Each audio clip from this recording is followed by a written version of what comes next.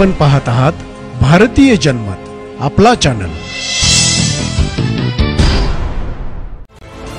विधानसभेची निवडणूक पुढील 2 ते 3 महिन्यांमध्ये जाहीर होण्याची शक्यता आहे। त्या पार्श्वभूमीवर सर्वच राजकीय पक्ष आतापासून तयारीला लागले आहेत। सध्या राजकीय नेते मंडळी विविध मतदारसंघाचा दौरा करत पदाधिकाऱ्यांकडून आढावा घेत आहेत। तसेच विविध ठिकाणी सभा, मेळावे, वेगवेगळ्या भागांना भेटी देणं असं सर्व सध्या राजकीय पक्षांच्या नेत्यांचे काम सुरू आहे। आगामी विधानसभा निवडणुकीत राज्यात महाविकास आघाडी विरुद्ध महायुती असा सामना रंगण्याची शक्यता आहे। त्यामुळे महायुती आणि महाविकास आघाडीमधील पक्षांच्या जागा वाटपाबाबतही सध्या खलबत्ते सुरू आहेत। अशातच राष्ट्रवादी काँग्रेस, अजित पवार गटामधून काही जण शरद पवार गटाच्या संपर्कात असल्याची चर्चा राजकीय वर्तुळात आहे।